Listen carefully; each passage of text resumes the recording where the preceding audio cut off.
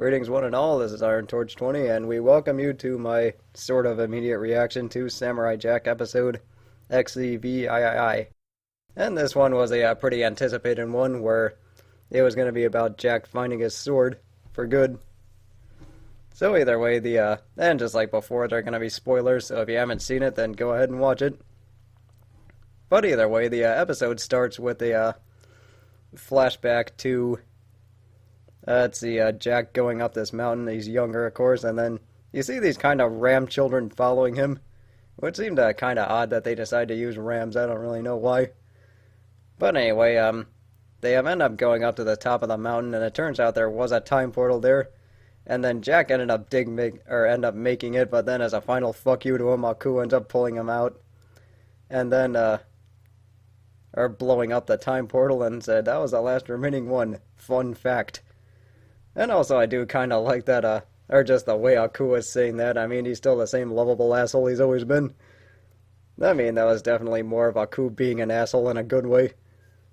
But I did really enjoy the writing in this particular episode. And then, of course, Jack and Aku usually have really good exchanges. And just like there was a whole episode on it, that whole Jack versus Aku episode. But anyway, I also do like when Aku was joking with him when he goes, all that stress is going to kill you someday. He's like, you know what, never mind what I said, go ahead and continue getting angry. I mean, that was just something that makes Aku just a really likable character, despite him being an entity of pure evil. But then a lot of people can agree with me on that. So then Aku ends up leaving Jack some bulls to play with, and then or end up fighting. But then it turns out that after Jack was done killing those bulls, it turned into the ram children that were following him before. And then that's when you see the sword fall into the abyss. So then it turns out that in episode 1, you saw kind of the same thing, but instead you saw that green aura from before, and just like the aura that dark warrior was in, that was supposed to represent all of the darkness in Jack's heart and all the guilt and all of the all of his past failures of people he's failed to save. I mean, that was something that was pretty interesting and honestly really excellent writing. So then, after this flashback, you see Jack and Nashi running this owl to the exact same pit. And then there was one thing that I was wondering if that pit was kind of a metaphor for despair or hopelessness. And then you also saw the ram skulls there from before. But then Jack ends up explaining to Ashi that the sword left him. And for those of you who've ever seen, or who remember the Birth of Evil episode, the sword was actually supposed to be made out of righteous energy. I mean, it was all forged out of righteous energy, which is why it could never hurt anybody innocent. But then the second Jack ended up actually killing an innocent creature, I mean, that's when the sword, or that's when the whole corruption happened, and that's when the sword kind of said that or Jack's hand was just unwilling to, or unfit to wield it. That's what I meant to say. Jack was unfit to wield the sword. So then it turns out that Jack has to go on this or some kind of meditation trance in order to access a way to get the sword back. But then, meanwhile, there's these troops going up the mountain to kill Jack, and I was thinking that Scaramouche ended up getting there first, but then it turns out I was wrong, and we'll talk about that a little bit later. And then there was a commercial break. So then after that, Jack ends up going through that whole meditation stance. I do love the way the visuals were here with the sun, or with him going towards the sun, and then the way the cosmos and the stars were like spinning and then passing by. And then I also do like the way that the grass was kind of drawn, and then also the raft and river that he was going towards.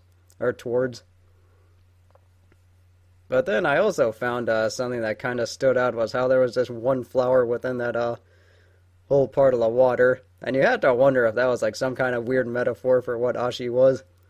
I mean, you had all this water, but then there was just one flower there. I just thought that was kind of interesting. But anyway, Jack ends up finding this one lone hermit, which for some reason reminded me a lot of Bibbidi from Dragon Ball Z. And then he just ended up saying, "Are you lost?" And then for some reason they had to make tea, which I don't really understand, but I don't know. I mean, it actually makes more sense later on in the episode. So then she ends up confronting the troops, and then I also do like that line where I mean, like their leader was just laughing about she fighting them, and then like all those guys in the back is like, what do you say? He's like, I don't know, something about squirrels. I mean, I do love the writing in this episode. I mean, I've said that plenty of times already. And I also kind of like the nod to Gordo from the arena episode where he ends up saying that he was going to take those pieces and rip them into even more pieces. I mean, I just thought that was a nice little shout out to that episode. I did enjoy it. But either way, they do end up fighting, and then Ashi's really kicking the crap out of them. They're really no match for her. And then also all those troops and all those weapons, they were doing nothing against her.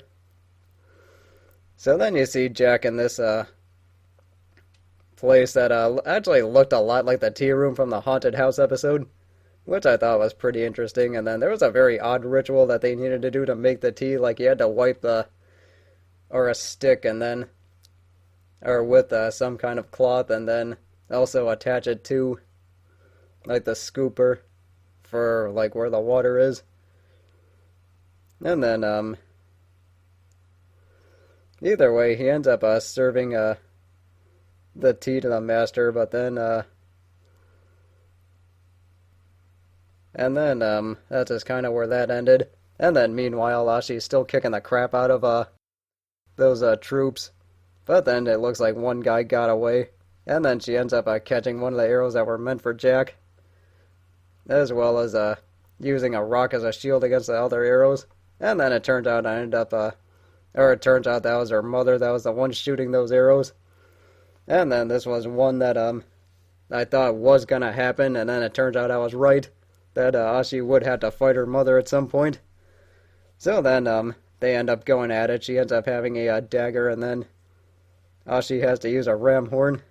And I did find it kind of interesting how the mother ends up saying like how she betrayed her family, and then all that stuff. And then that does also raise the question as to if your family is really doing bad things, is it really worth being loyal to them? I don't know. I mean, there was actually a few episodes in because I think it was also discussed in Mr. Enter's animated atrocities about Brian's a bad father, which is honest to God a god-awful episode, and actually that was a really good animated atrocities that he made. You can tell he had a lot of passion for that one. Of course, that was such a shitty episode, it kind of warranted it. But either way, Ashi does end up killing her mother, and then that's where that went. So then that was the end of that. And so then it turns out the or whoever the master was ended up saying that the tea lacked balance, which is a pretty interesting way of saying that Jack's mind and heart were not at peace, or something like that. So then you see this kind of dark version of Jack, which is actually a lot like Mad Jack. And then I also do like how he's calling us more like fortune cookie nonsense, or stuff like that. And then it represented like all of Jack's anger and frustration, and then he was saying about how he kept them alive throughout all those years, and that was definitely something pretty interesting to know. And then about how Jack ends up getting rid of him because he blinded him, or something like that. And then it also went out the same way as Mad Jack, which I thought was pretty interesting.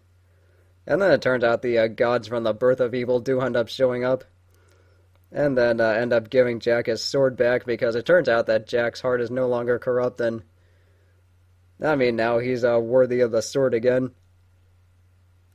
And then I also do like how Jack gets his gi back, as well as his like original look from before. So then it ends up that Jack and Ashi have to hunt down Aku next, and it will be interesting to see where this goes, because there are only a few more episodes left, so this was only 10 episodes long, and I think we're up to the 7th one, or I think next week is the 8th one. So yeah, I think that's it. But what I did like about this particular episode was especially the writing. I mean, that was definitely one. And then the animation used when Jack was going on that huge journey, and also just the whole overall color scheme with that exchange between him and the Master, and then that exchange between him and the darkness in his heart. Or, I mean, the darker version of Jack. I mean, there was that, and then, of course, there was some really witty writing, too, with, let's see, with the way Aku ends up handling taking out the last time portal. So, yeah, I mean, this is definitely one of the better episodes that's showed up this season. And, let's see, with that said, I'll see you next week.